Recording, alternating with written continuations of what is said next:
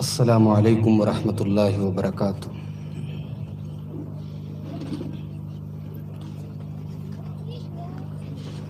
الحمد للہ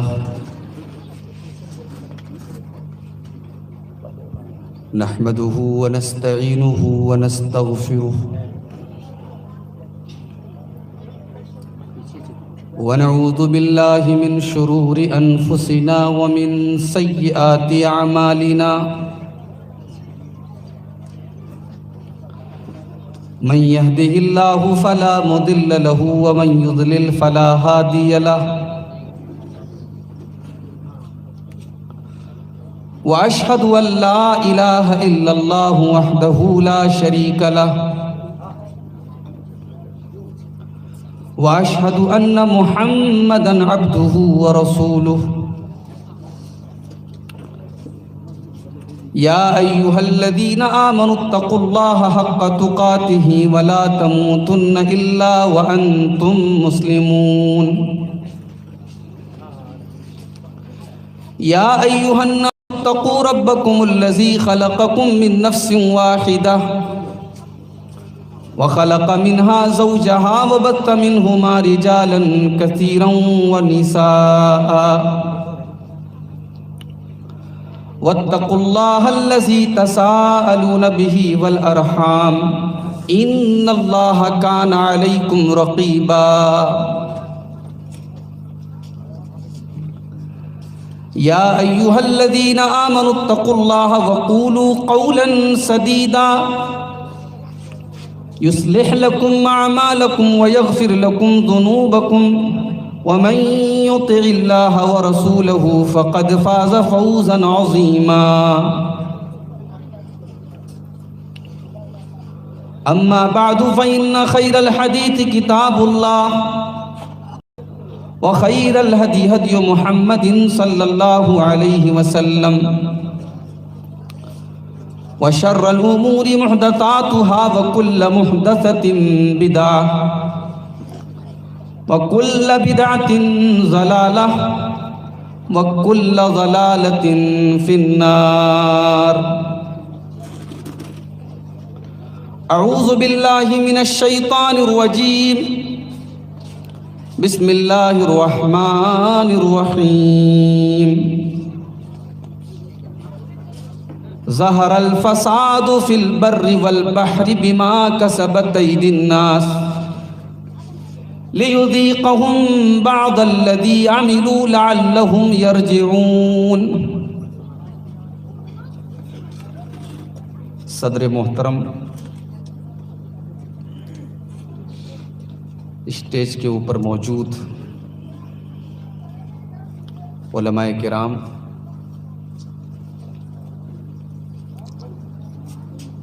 محترم بزرگوں، نوجوان بھائیوں،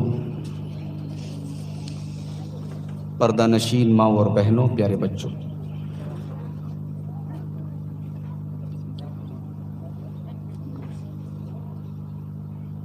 ایک سال بعد جب ہم اور آپ یہ امید کر رہے تھے کہ پچھلے سال کی طرح جب ہم نے تراویح کی نماز گھروں میں پڑھی تھی، مسجدوں کے دروازے بند ہو گئے تھے، عید الفطر کی نماز بھی ہمیں گھروں میں پڑھنی پڑی، ہم نے یہ امید کی تھی کہ اب حالات نارمل ہو رہے ہیں، اب ماحول صحیح ہو رہا ہے، انشاءاللہ رمضان کی برکتیں اور اس کی رونق پھر سے لوٹے گی۔ مگر آپ اللہ تبارک و تعالیٰ کی قدرت دیکھیے کہ جیسے جیسے رمضان قریب آ رہا ہے، کورونا کے کیسز پھر سے بڑھ رہے ہیں، اور اس بار یہ وائرس پہلے سے زیادہ خطرناک حملہ کر رہا ہے۔ ہو سکتا ہے کہ آپ میں سے بہت سارے لوگوں کو لگتا ہو کہ یہ کورونا ایک سازش ہے اور ایک ہوا کھڑا کر دیا گیا ہے، مگر ایسا نہیں ہے میرے بھائی، یہ بیماری ہے، یہ الگ بات ہے کہ گورنمنٹ جو رپورٹس بتا رہی ہے کہ اتنے کیسز آ رہے ہیں اور اتنے لوگ مر رہے ہیں، اس میں کچھ کمی بیشی ہو، مگر بیماری تو ہے، اور بیماری اتنی خطرناک ہے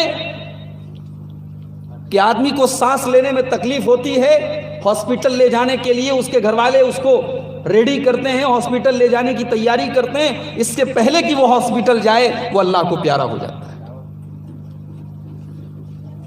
ایک ہفتہ پہلے میرے پاس ایک فون آیا،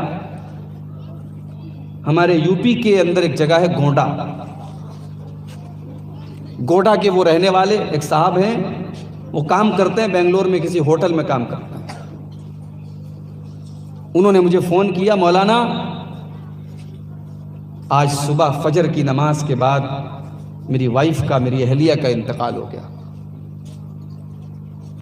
حمل سے تھی، وہ ڈیلیوری کا ٹائم قریب تھا، اچانک سانس لینے میں تکلیف ہوئی، گھر والے جلدی جلدی ہاسپٹل لے کے جانے لگے، اس کے پہلے کہ وہ ہاسپٹل پہنچتی اس کا انتقال ہو گیا۔ وہ آدمی مجھے بتا رہا تھا، رو رہا تھا، اور میرے رونگٹے کھڑے ہو رہے تھے میرے، اور میرے دل سے یہ آواز نکلی کہ اے اللہ، یہ خطرناک وائرس کیوں ہے ہمارے اور آپ کے اوپر، اور یہ ختم کیوں نہیں ہو رہا ہے؟ اس سوال کا جواب جب ہم قرآن کریم میں تلاش کرتے ہیں کہ یہ وائرس، یہ عذاب، یہ بیماری، یہ مصیبت جس کی وجہ سے نہ صرف یہ کہ لوگ مر رہے ہیں بلکہ اس کی وجہ سے حکومتیں جب لاک ڈاؤن لگاتی ہیں تو لاکھوں کی تعداد میں غریب بیچارے بھوک سے مرتے ہیں، تڑپتے ہیں، اے اللہ یہ عذاب کیوں ہے؟ تو اللہ تبارک و تعالیٰ اس سوال کا جواب قرآن کریم میں سورہ روم کے اندر ہمیں اور آپ کو دیتا ہے۔ ظہر الفساد فی البر والبحر بما کسبت ایدی الناس لیذیقہم بعد الذی عملوا۔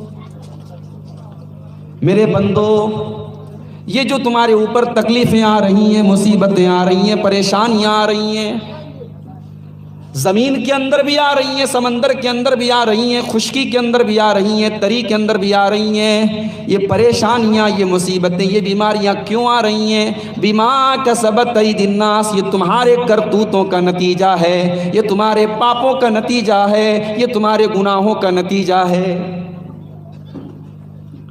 میرے پیارے بھائیو، اتنا خطرناک وائرس آیا، لیکن ذرا اپنے دل پر ہاتھ رکھ کے بتاؤ کہ ہماری حرکتوں میں کون سی کمی آئی؟ ہم نے کون سا گناہ کرنا چھوڑ دیا؟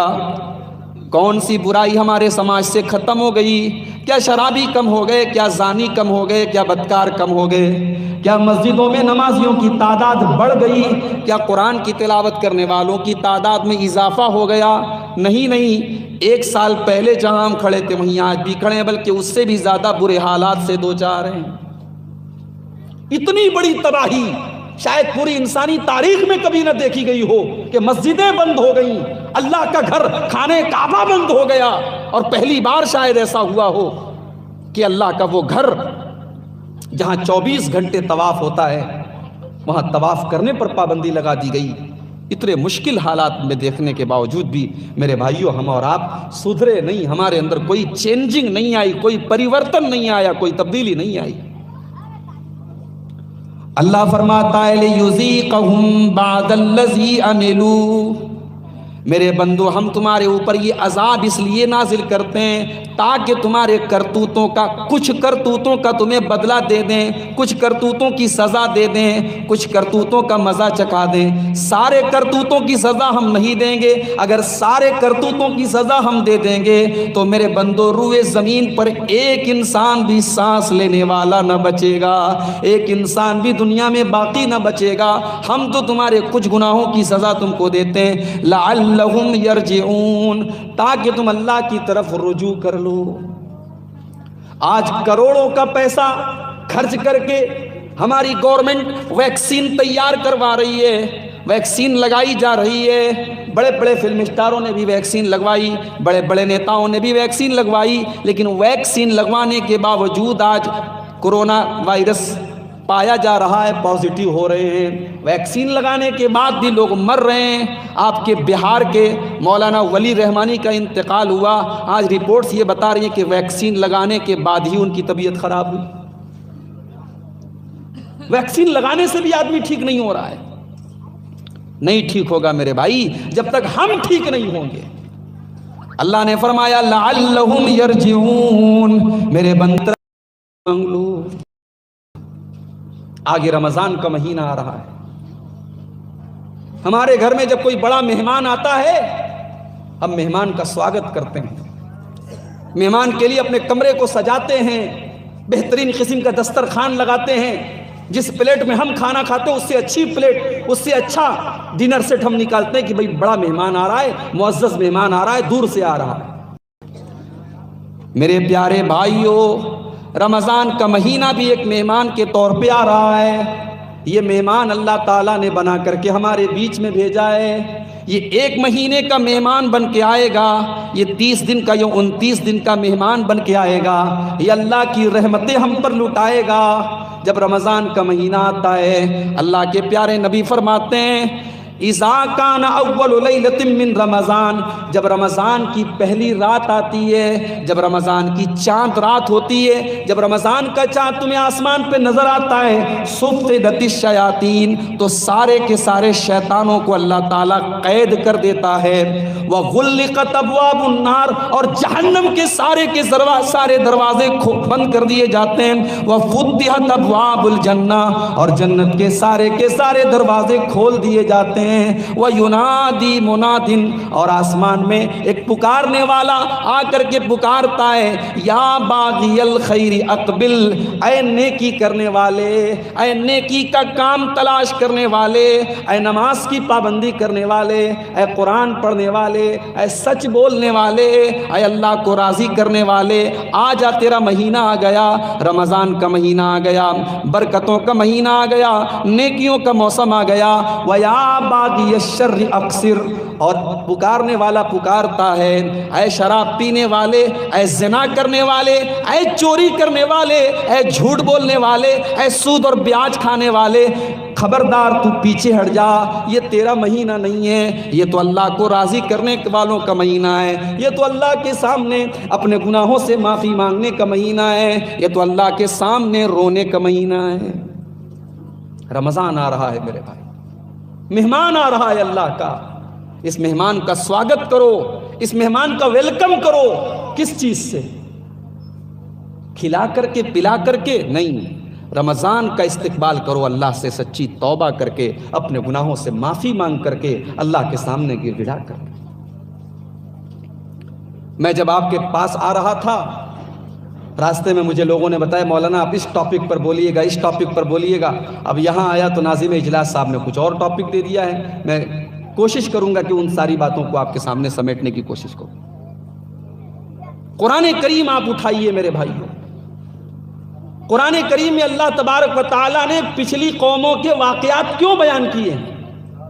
نوح علیہ السلام کا واقعہ، لوط علیہ السلام کا واقعہ، حضرت ہود کی قوم کا واقعہ، حضرت صالح کی قوم کا واقعہ، حضرت شعیب کی قوم کا واقعہ، موسیٰ اور فرعون کا واقعہ، قارون کا واقعہ کیوں بیان کیا اللہ نے؟ بھئی قرآن کوئی قصہ کہانی کی کتاب تو نہیں ہے. قرآن اگر کوئی واقعہ بیان کر رہا ہے تو اس کے پیچھے بھی ایک مقصد ہے.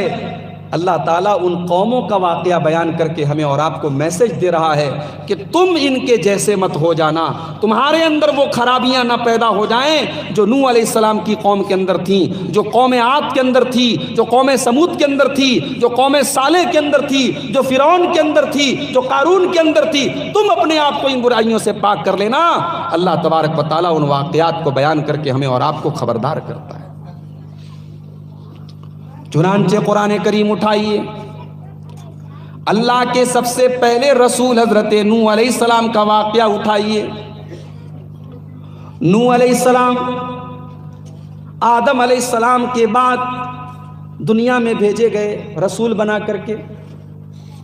نوح علیہ السلام اپنی قوم کو 950 سال تک اللہ تعالیٰ کے دین کی دعوت دیتے رہے. نوح علیہ السلام کی قوم مشرک تھی، شرک کرتی تھی، پتھر کے بت بنا کر کے ان کی پوجا کرتی تھی، عبادت کرتی تھی۔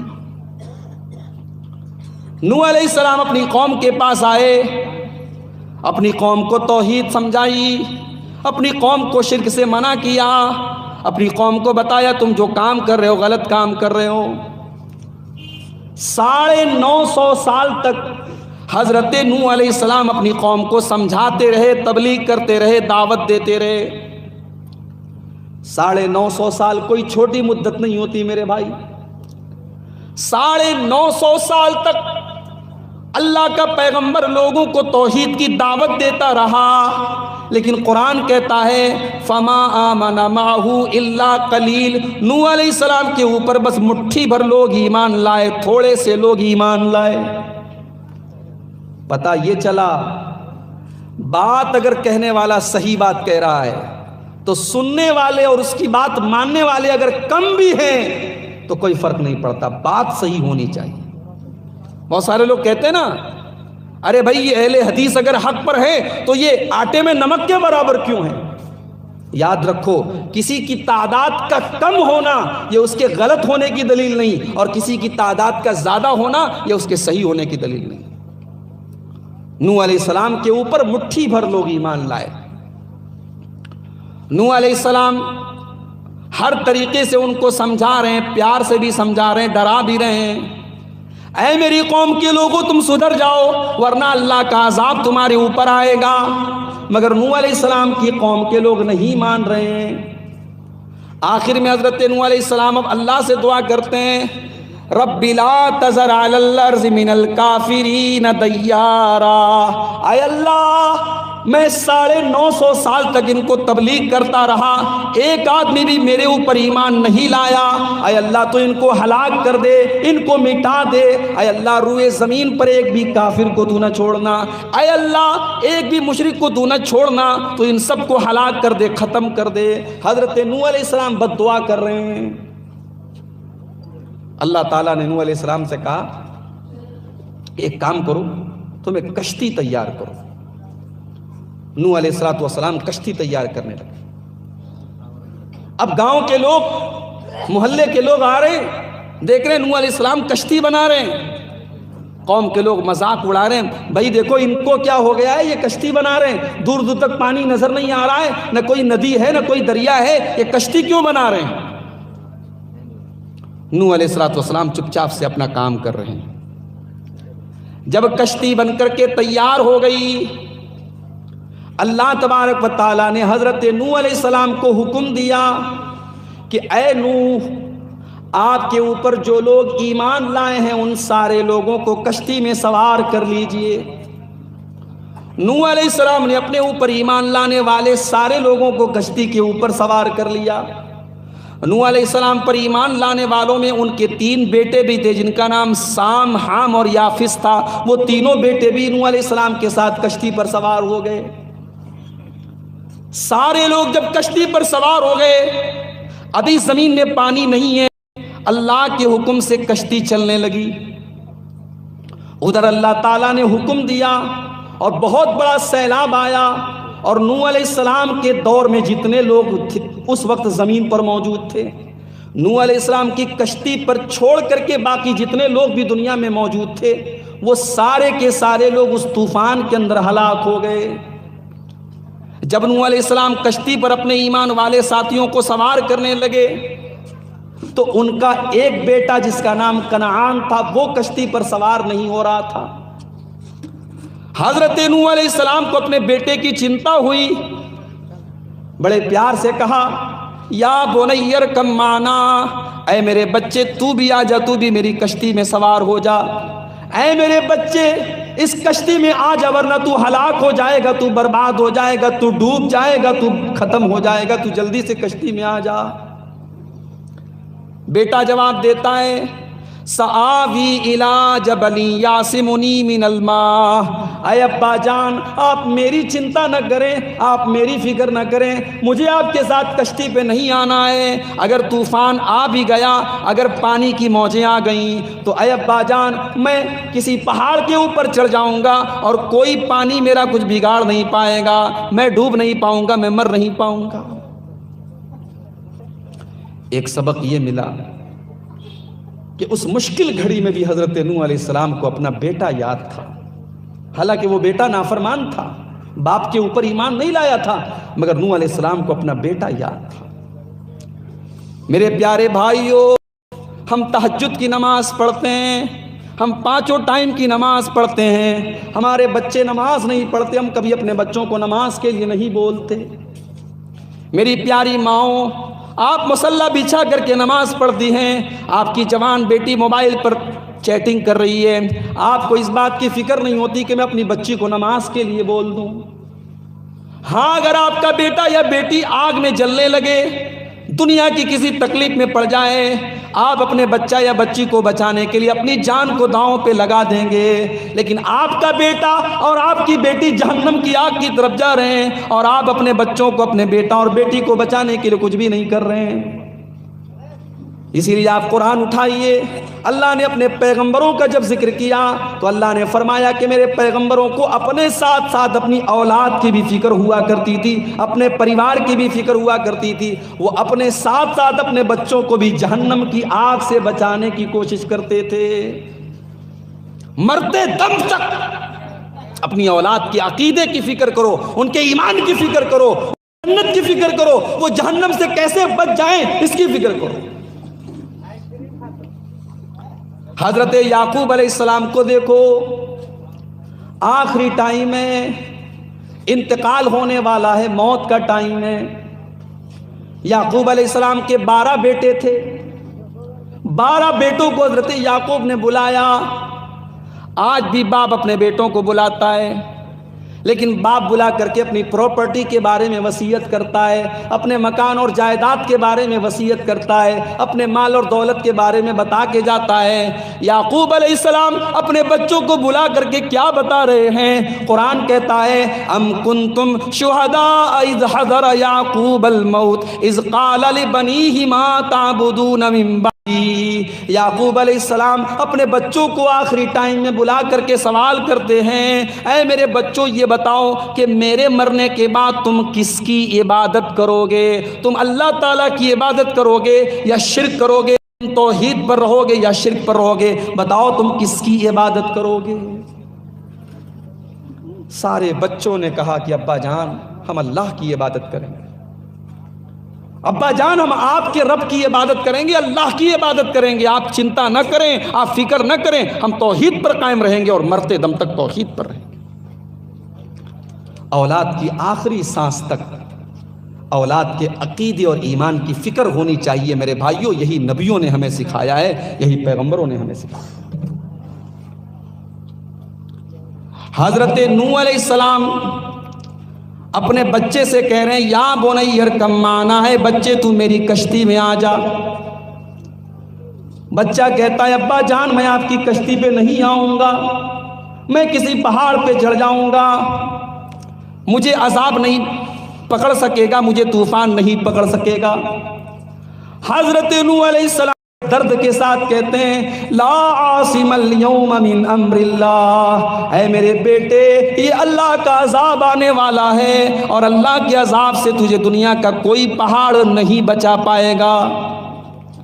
قرآن کہتا ہے کہ ابھی دونوں باپ بیٹے کی باتیں چل ہی رہی تھی، ابھی باپ بیٹے کی بات چیت پوری نہیں ہوئی تھی۔ وَحَالَ بَيْنَهُمَا الْمَوْجُ فَكَانَ مِنَ الْمُغْرَقِينَ، اچانک سمندر کی، پانی کی، طوفان کی ایک لہر آتی ہے اور حضرت نوح علیہ السلام کے بیٹے کو لے کر کے چلی جاتی ہے۔ ان کا بیٹا ان کی آنکھوں کے سامنے ڈوب جاتا ہے، مر جاتا ہے، ختم ہو جاتا ہے۔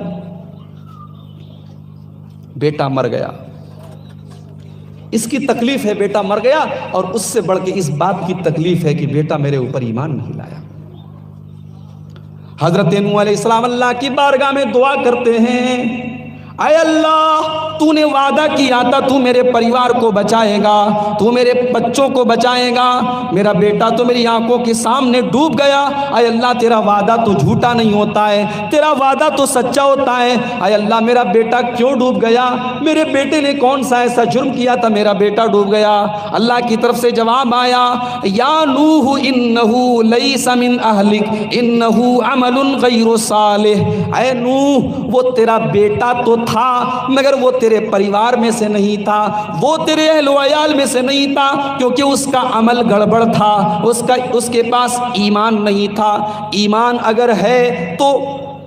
اگر ہے تو سگا بیٹا بھی، اگر ایمان نہیں ہے تو سگا بیٹا بھی اپنا بیٹا نہیں ہے، اور ایمان ہے تو پرایا بھی اپنا ہے میرے بھائی۔ ایمان کا رشتہ سب سے بڑا رشتہ ہے۔ اللہ نے کہا کہ تیرا بیٹا تیرے پریوار میں سے نہیں ہے اے نوح، کیونکہ وہ گڑبڑ ہے، اس کا عمل گڑبڑ تھا، اس کا ایمان گڑبڑ تھا۔ نوح علیہ السلام کی پوری قوم ڈوب گئی، تباہ ہو گئی۔ اور آگے بڑھیے، قرآن ایک نبی کا واقعہ بیان کرتا ہے، حضرت لوط علیہ السلام کا واقعہ۔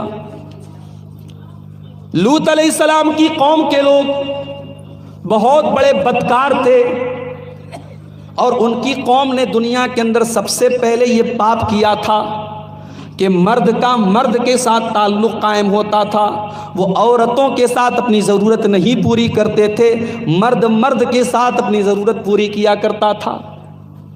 پوری انسانی تاریخ میں، پورے مانو اتہاس میں اس گناہ کو انسانوں نے کبھی نہیں کیا تھا، اس کی شروعات کی تھی لوط علیہ السلام کی قوم نے۔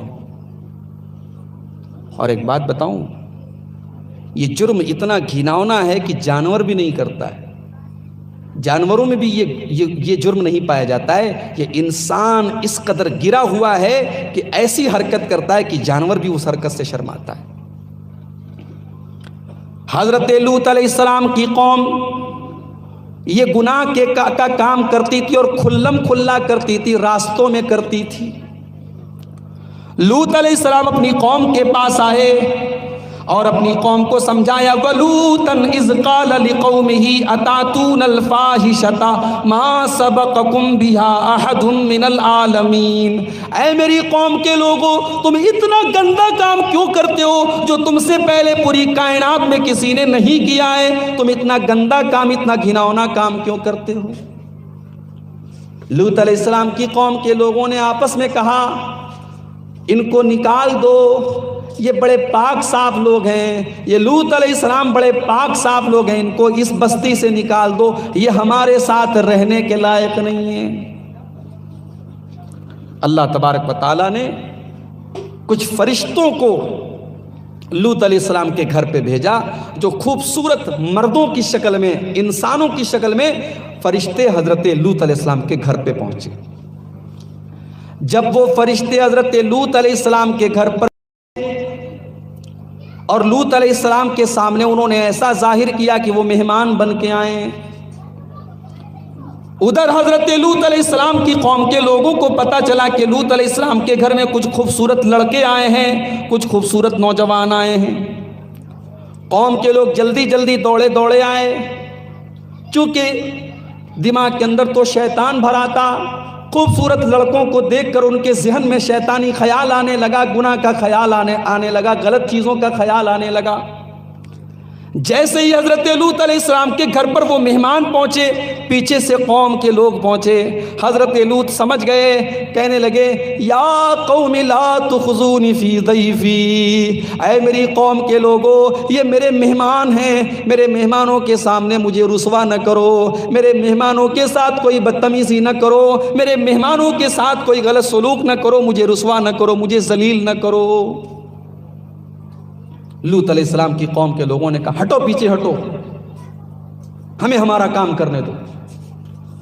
حضرت لوط علیہ السلام نے پھر بڑے درد کے ساتھ کہا کہ اے میری قوم کے لوگوں، اللہ تبارک و تعالیٰ نے تمہارے لیے عورتوں کو بنایا ہے، جن کے ساتھ تمہاری شادیاں ہوتی ہیں وہ عورتیں تمہارے لیے بنائی گئی ہیں، تم کیوں ایسی حرکت کر رہے ہو؟ تم ان مہمانوں کے ساتھ تم غلط کام کیوں کرنا چاہتے ہو؟ پھر حضرت لوط علیہ السلام نے بڑی بے چارگی کے ساتھ کہا کہ کاش میرے پاس کوئی طاقت ہوتی، کوئی سہارا ہوتا تو میں آج تم سے مقابلہ کر کے تم کو یہاں سے ہٹا دیتا، لیکن میرے پاس کوئی سہارا بھی نہیں ہے، کوئی طاقت بھی نہیں ہے، اور پورے قبیلے میں پورے قوم کے اندر کوئی ایسا نہیں ہے جو میرا سپورٹ کر سکے۔ الیس منکم رجل الرشید، اے میری قوم کے لوگوں، کیا ایک آدمی بھی تمہارے اندر سمجھدار نہیں ہے؟ کیا ایک آدمی بھی ایسا نہیں ہے جس کے پاس دماغ ہو؟ حضرت لوط علیہ السلام پریشان تھے، ٹینشن میں تھے کہ میں کیا کروں۔ تب سے ان فرشتوں نے کہا کہ آپ گھبرائیے مت، انا رسول ربک، ہم آپ کے رب کی طرف سے فرشتے ہیں اور ہم عذاب لے کر کے آئے ہیں، آپ اپنے گھر والوں کو لے کر کے نکل جائیے، راتوں رات اپنے پریوار کو لے کر کے نکل جائیے، ان کے اوپر اللہ کا عذاب آنے والا ہے۔ حضرت لوط علیہ السلام رات کی تاریکی میں، رات کے سناٹے میں اپنے بچوں کو لے کر کے، اپنے پریوار کو لے کر کے جانے لگے۔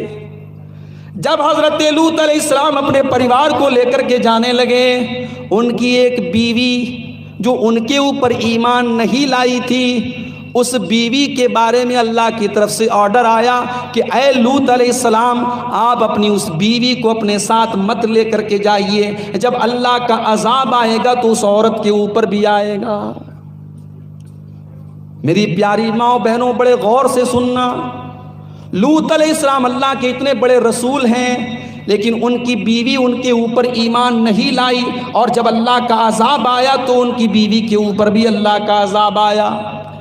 پتہ یہ چلا کہ اللہ تعالیٰ اگر ہدایت نہ دے، اگر اللہ تعالیٰ ہدایت نہ دے تو ایک نبی کی گھر والی، ایک نبی کی بیوی بھی نبی کے اوپر ایمان نہیں لاتی ہے، اور جب اللہ تعالیٰ ہدایت دے دیتا ہے تو فرعون جیسے ظالم کی بیوی بھی ایمان لے آتی ہے۔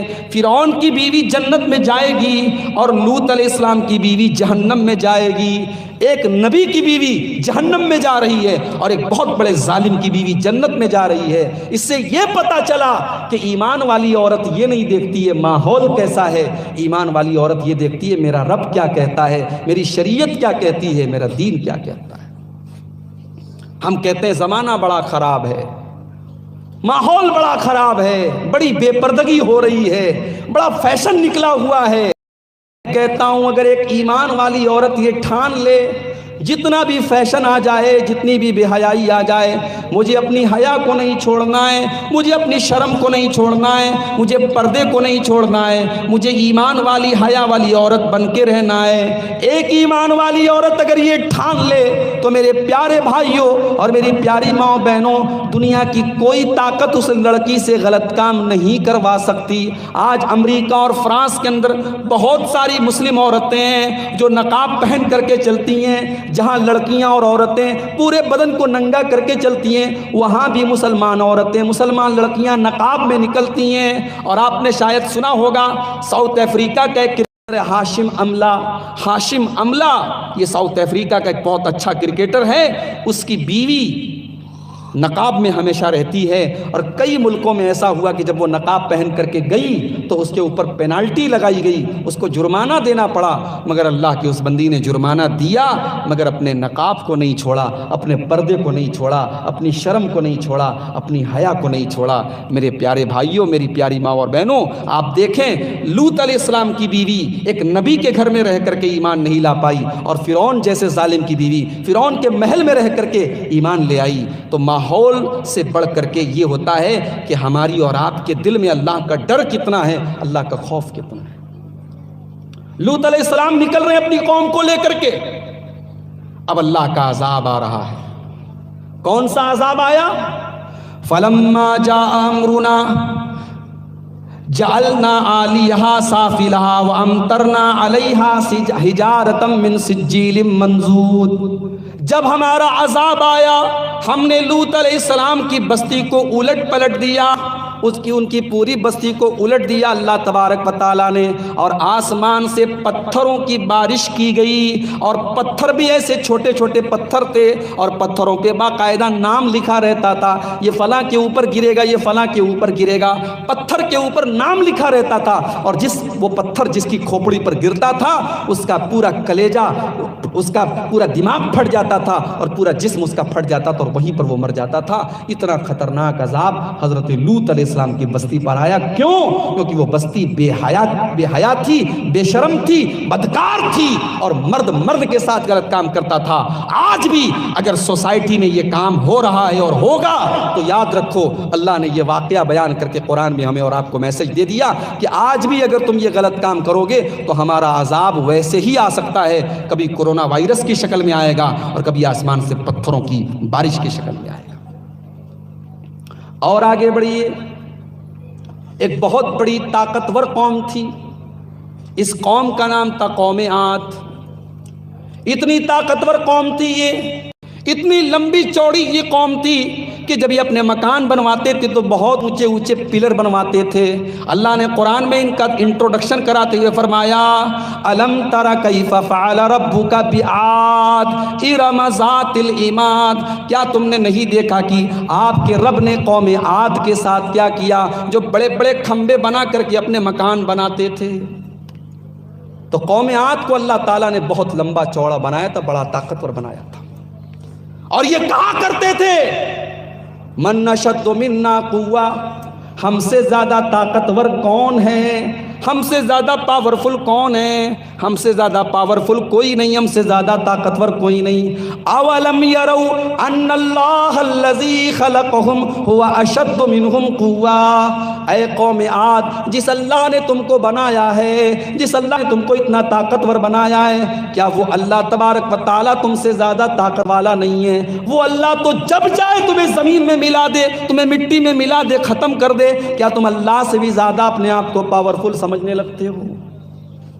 تکبر کرتے تھے، گھمنڈ کرتے تھے، اہنکار کرتے تھے۔ آج ہمارے اندر بھی چار پیسے آ جائیں، تھوڑے سے ہم پیسے کما لیں، بزنس اچھا چلنے لگے، خوبصورت بلڈنگ بن جائے، تو ہمارے اندر بھی تکبر آ جاتا ہے۔ پھر آٹومیٹک اردو کے بجائے ہمارے منہ سے انگریزی زیادہ نکلتی ہے، پھر بچے سلام کم کرتے، گڈ مارننگ اور گڈ ایوننگ زیادہ کرتے ہیں، پھر لڑکیاں پائجامہ کم پہنتی ہیں اور اسکرٹ زیادہ پہنتی ہیں، پھر گھروں میں برتھ ڈے اور اینیورسری اور کون سے ڈے، فرینڈشپ ڈے اور مدرس ڈے اور فادرس ڈے اور دنیا بھر کے ڈے منائے جانے لگتے ہیں۔ میرے بھائیوں، یاد رکھو، یاد رکھو، پیسے تو قارون کے پاس بھی تھے، دولت اور حکومت اور پیسہ تو فرعون کے پاس بھی تھا، مگر اللہ تعالیٰ کی جب پکڑ آئی اور اللہ کا عذاب آیا تو نہ قارون بچا نہ فرعون بچا۔ یہ پیسہ، یہ بلڈنگ، یہ مکان، یہ دولت، یہ 4 دن کی چاندنی ہے میرے بھائی۔ ایک اللہ کی طرف سے جھٹکا آتا ہے، ایک وائرس آتا ہے، سانس لینے میں تکلیف ہوتی ہے، کروڑوں پیسہ خرچ کر کے آدمی زندگی نہیں خرید پاتا ہے، اور جب مرتا ہے بیوی الگ کھڑی ہو کے رو رہی ہے، بچے الگ کھڑے ہو کے رو رہے ہیں، مگر موت کا کسی کے پاس کوئی علاج نہیں ہے۔ اور جو حرام کی دولت انسان کماتا ہے وہ ساری کی ساری دنیا میں رہ جاتی ہے، ایک پیسہ انسان اپنے ساتھ لے کر کے نہیں جاتا ہے۔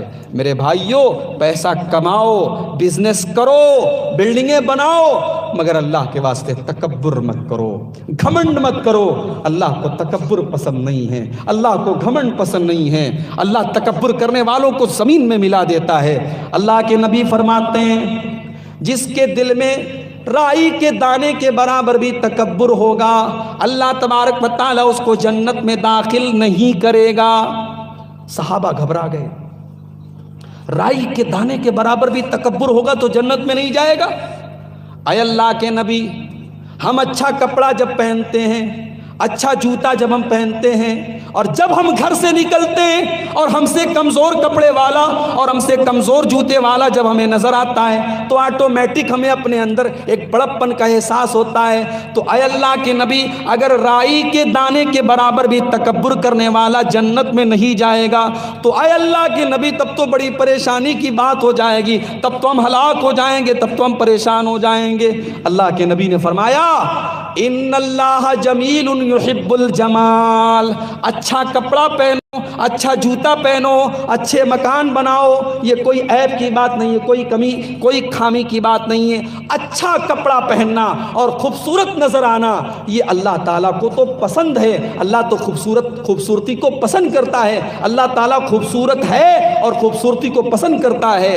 تکبر یہ نہیں ہے کہ اچھا کپڑا پہنا جائے، تکبر یہ نہیں ہے اچھا جوتا پہنا جائے، تکبر یہ نہیں ہے برانڈڈ چیزیں پہنی جائیں، تکبر یہ ہے بطر الحق وغمط الناس، تکبر یہ ہے کہ سچائی آپ کے سامنے بیان کی جائے مگر آپ سچائی کو تسلیم نہ کریں، آپ سچائی کو سویکار نہ کریں، سچائی کو ایکسپٹ نہ کریں۔ وغمط الناس، اور تکبر یہ ہے کہ دوسروں کو آپ حقیر سمجھیں۔ آپ کے پاس 4 پیسے آ گئے، مدرسے میں پڑھنے والا بچہ آپ کو حقیر نظر آ رہا ہے، آپ کا بیٹا کانوینٹ میں پڑھ رہا ہے، بھئی اللہ کا شکر ہے، اچھی بات ہے، آپ اپنے بچے کو کانوینٹ میں پڑھائیں، میں منع نہیں کرتا، مگر یہ بات بھی یاد رکھیں، اکبر الہ آبادی نے کہا تھا تم شوق سے کالج میں پڑھو، چرخ پہ جھولو، تم شوق سے کالج میں پڑھو، چرخ پہ جھولو، جائز ہے ہواؤں میں اڑو، جائز ہے ہواؤں میں اڑو، چرخ پہ جھولو، بس ایک سخن بندے عاجز کا رہے یاد، اللہ کو اور اپنی حقیقت کو نہ بھولو۔ آپ کالج میں پڑھیں، کانوینٹ میں پڑھیں اور پڑھائیں اپنے بچوں کو، مگر اللہ یاد نہیں ہے، اللہ یاد نہیں ہے آپ کے بچے کو، آپ کے بچے کو اسلام کے بارے میں کچھ نہیں پتا، ایمان کے بارے میں کچھ نہیں پتا، تو میرے بھائی آپ نے لاکھوں روپے اپنے بچے کے اوپر خرچ کیے، بچے کو پڑھایا لکھایا، مگر یہ پڑھائی لکھائی آپ کے بچے کو انجینئر بنا رہی ہے، ڈاکٹر بنا رہی ہے، دنیا میں پیسہ کموا رہی ہے، مگر قبر میں اور اللہ کے یہاں یہ پڑھائی اس کے کوئی کام نہیں آئے گی اگر اسے اپنے رب کے بارے میں نہیں پتا، اسے اسلام کے بارے میں نہیں پتا، اسے قرآن کے بارے میں نہیں پتا۔ تو تکبر سے بچو میرے بھائی، تکبر بڑی خطرناک چیز ہے۔ اللہ کے نبی فرماتے ہیں، ترمذی کی صحیح روایت ہے، یحشر المتکبرون یوم القیامت امثال الذر، تکبر کرنے والے، گھمنڈ کرنے والے اور اپنے آپ کو دوسروں سے اونچا سمجھنے والے قیامت کے دن اللہ تبارک و تعالیٰ ان کو چیونٹیوں کی طرح، وہ رہیں گے انسان مگر اللہ ان کو چیونٹیوں کی طرح لے کے آئے گا میدان محشر میں، چیونٹیوں کے برابر ان کو کر دے گا، ساری دنیا دیکھے گی یہ چیونٹی بن کے آ رہے ہیں، ساری دنیا سمجھ جائے گی یہ گھمنڈی لوگ ہیں، یہ متکبر لوگ ہیں۔ اور آگے اللہ کے نبی کہتے ہیں کہ گھمنڈی لوگوں کے لیے جہنم کے اندر الگ سے قید خانہ بنایا جائے گا، اور اس قید خانے کا نام بولس ہوگا، اس بولس نام کے قید خانے میں متکبرین کو اور گھمنڈیوں کو اور اہنکاریوں کو اور اکڑو قسم کے لوگوں کو اس قید خانے میں ڈالا جائے گا۔ اللہ تعالی ہم سب کو تکبر سے بچائے۔ میرے بھائیوں، اس کائنات میں سب سے پہلا جو اللہ تبارک و تعالیٰ کی نافرمانی جو پہلی ہوئی تھی وہ اسی تکبر کی وجہ سے ہوئی تھی۔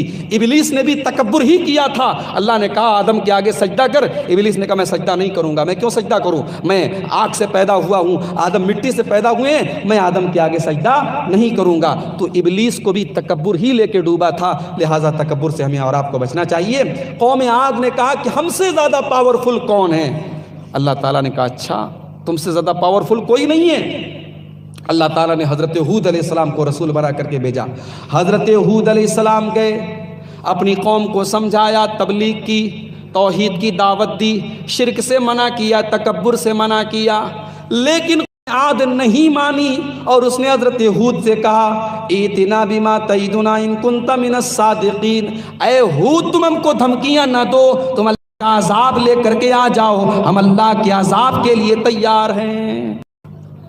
جب کوئی قوم ایک دم ہلاکت کے آخری درجے پر پہنچ جاتی ہے تو وہ ڈیمانڈ کرتی ہے کہ ہم پر اللہ کا عذاب لے کے آؤ۔ قوم عاد نے کہا کہ ٹھیک ہے تم پر ہم پر اللہ کا عذاب لے آؤ۔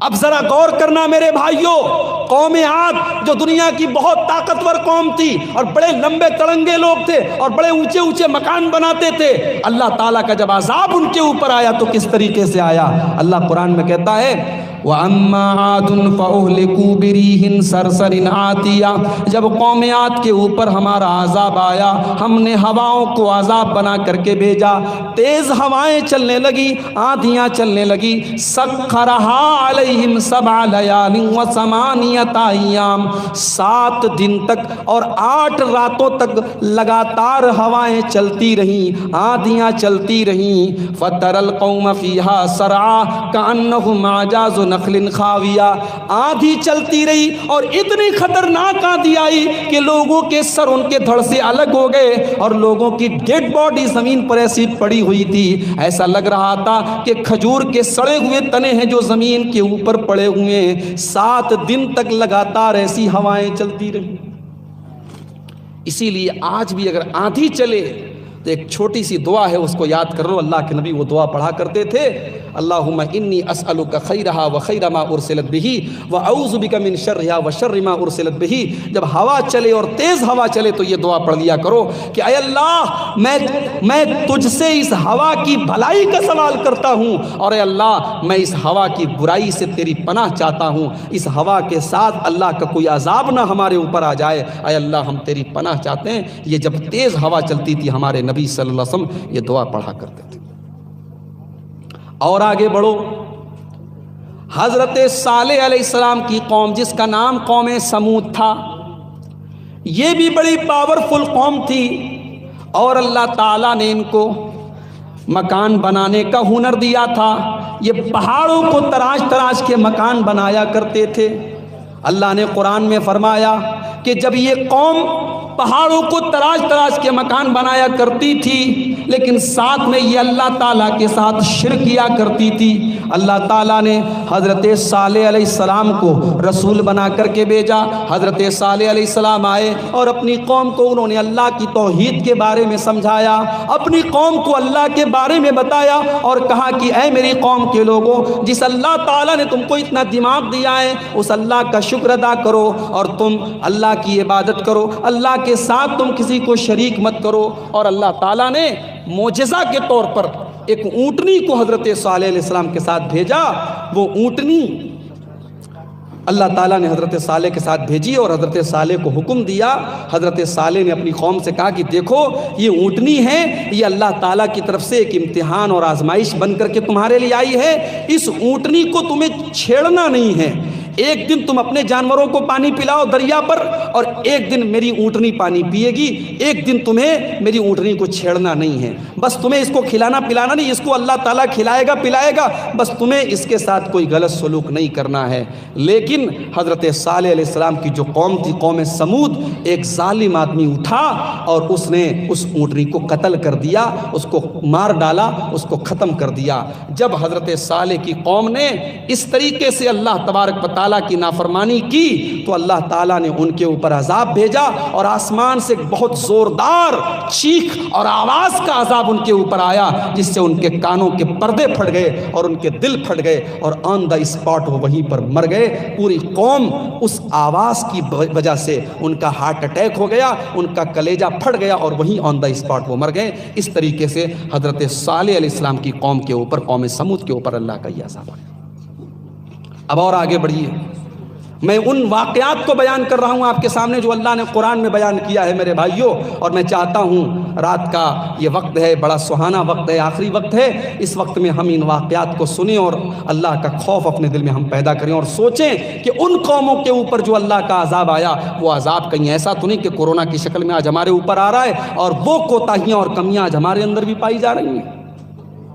حضرت شعیب علیہ السلام کو دیکھو، شعیب علیہ السلام کی قوم ناپ تول میں کمی کرتی تھی، چوری کرتی تھی، بے ایمانی کرتی تھی، اور جب حضرت شعیب علیہ السلام نے اپنی قوم کو جا کر کے سمجھایا، لا تبخسوا الناس اشیاءہم، او لوگو تم سامان کے لین دین میں چوری نہ کرو، تم ڈنڈی نہ مارو، تم لوگوں کے ساتھ بے ایمانی نہ کرو، ولا تعثوا فی الارض مفسدین، تم زمین میں فساد نہ مچاؤ۔ تو جانتے ہو شعیب علیہ السلام کی قوم نے جواب کیا دیا؟ کہا کہ اے شعیب تم نماز پڑھو نا، تمہیں اس سے کیا مطلب ہے؟ الصلاۃ کا تامرک ان نترک ما یعبد آباؤنا او نفعل فی اموالنا ما نشاء۔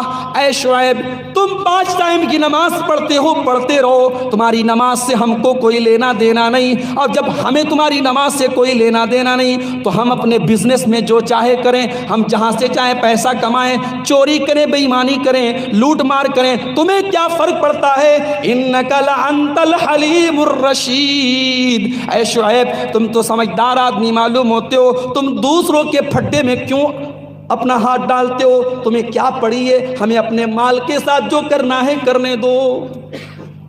سبق ملا کہ اللہ تعالیٰ جب مال دیتا ہے تو یہ مال اللہ کا دیا ہوا ہے۔ اس مال کو اپنا مال اگر آپ نے سمجھا تو یہ ان قوموں کی نشانی ہے جن کے اوپر اللہ کا عذاب نازل ہوا۔ اس مال کو جب تک آپ اللہ کا مال سمجھیں گے تو مال کو حرام جگہوں پر خرچ نہیں کریں گے، زنا پر خرچ نہیں کریں گے، شراب پر خرچ نہیں کریں گے، عیاشی پر خرچ نہیں کریں گے۔ جس دن آپ نے یہ سمجھ لیا یہ مال میرا ہے، میں کما رہا ہوں، اس دن سے آپ کی بربادی کے دن شروع ہو گئے، اس دن سے سمجھو آپ برباد ہو گئے۔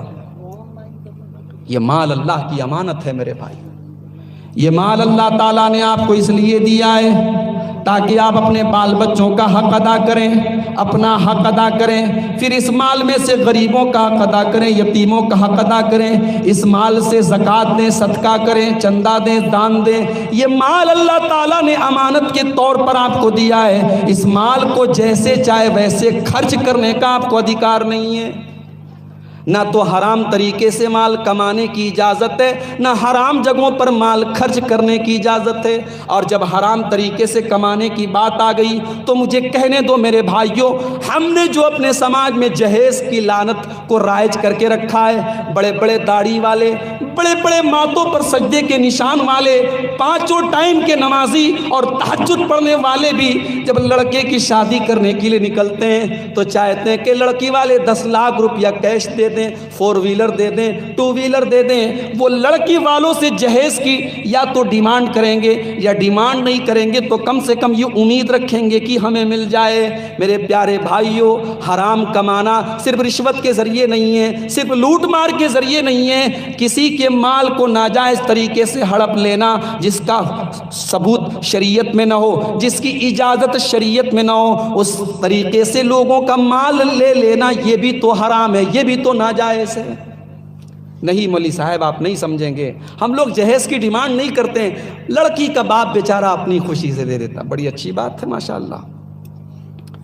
لڑکی کا باپ اگر کروڑ پتی ہے وہ اپنی خوشی سے آپ کو بہت کچھ دے دے گا، لیکن اگر لڑکی کا باپ غریب ہے یا مڈل کلاس کا ہے، کھانے کمانے والا ہے، بیچارہ بڑی مشکل سے اپنے پریوار کا خرچ چلاتا ہے، ذرا اس کے بارے میں سوچو کہ وہ اپنی لڑکی کے جہیز کا انتظام کہاں سے کرے گا۔ او لوگو، ہمیں اور آپ کو شرم آنی چاہیے۔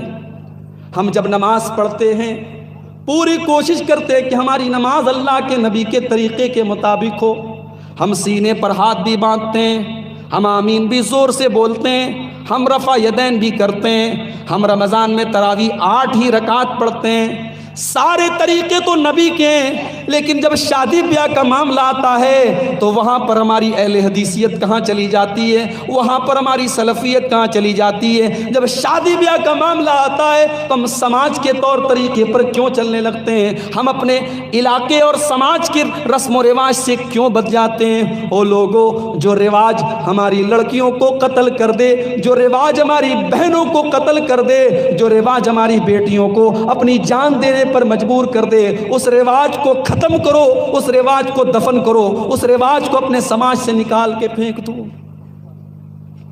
احمد آباد کی وہ ہماری معصوم بہن عائشہ بانو، اس نے خودکشی کر لی، سابرمتی ندی میں کود کے جان دے دی۔ میں یہ نہیں کہتا اس نے جان دے کر کے صحیح کیا، بہت غلط کام کیا، اس نے گناہ کا کام کیا، وہ اللہ کے یہاں اس کا حساب بھی دے گی۔ لیکن میرے پیارے بھائیوں، ذرا اپنے سینے پر ہاتھ رکھ کے یہ بتاؤ، عائشہ بانو نے اپنی جان اگر دی ہے تو کیوں دی ہے؟ کیا اس پر غور کرنے کا ہمیں اور آپ کو حق نہیں ہے؟ جب ہم غور کرتے ہیں عائشہ بانو کی خودکشی کے واقعے پر تو پتہ یہ چلتا ہے کہ اس کے پیچھے ایک بہت بڑی وجہ جہیز بھی تھی۔ اس کے سسرال والے جہیز کے نام پر پرتاڑت کر رہے تھے، اس کے سسرال والے جہیز کے نام پر اس کو پریشان کر رہے تھے، اور خودکشی کرنے کے پیچھے ایک بہت بڑی وجہ جہیز بھی تھی۔ کبھی آپ نے غور کیا؟ اس جہیز کی وجہ سے آج بیٹیاں اپنے ماں باپ کے لیے بوجھ بن گئی ہیں۔ آج جب کسی کے گھر میں پیدائش ہوتی ہے، بچے کا جنم ہوتا ہے اور جب یہ پتہ چلتا ہے کہ ہمارے گھر میں لڑکی پیدا ہوئی ہے تو کتنے لوگوں کے ماتھے پر بل آ جاتے ہیں، کتنے لوگوں کا چہرہ اتر جاتا ہے کہ یہ کون سی مصیبت میرے گھر میں آ گئی، یہ بیٹی میرے گھر میں کیوں آ گئی، اس کو تو اب پالنا پوسنا پڑے گا، اور پھر جب یہ جوان ہو جائے گی اس کی شادی میں لاکھوں خرچ کر کے اس کے جہیز کا انتظام کرنا پڑے گا۔ او لوگوں، تمہارے اس جہیز کی رسم کی وجہ سے بیٹیاں اپنے ماں باپ کے لیے بوجھ بن گئیں، حالانکہ بیٹی بوجھ نہیں ہے۔ اگر بیٹی بوجھ ہوتی تو اللہ تعالیٰ اپنے نبی کو ایک نہیں، دو نہیں، تین نہیں، چار چار بیٹیاں نہ دیتا۔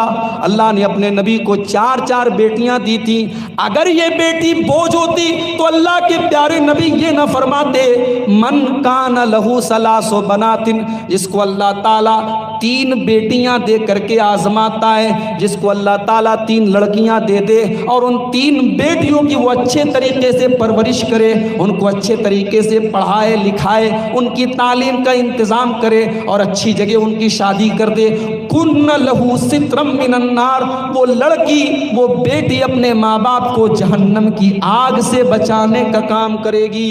او لوگوں، جو بیٹی اپنے ماں باپ کو جہنم کی آگ سے بچانے والی بن کر کے آئی تھی، آپ نے جہیز کی وجہ سے اس بیٹی کو اپنے ماں باپ کے لیے بوجھ بنا دیا۔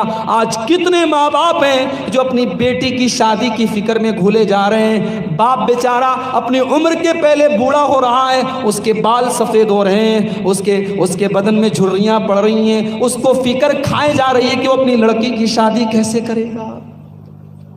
اور ایک بات اور بولوں، یہ جو جہیز ہے نا، یہ جہیز اس لیے بھی بہت خطرناک ہے کہ یہ مرد کی غیرت کو ختم کر دیتا ہے۔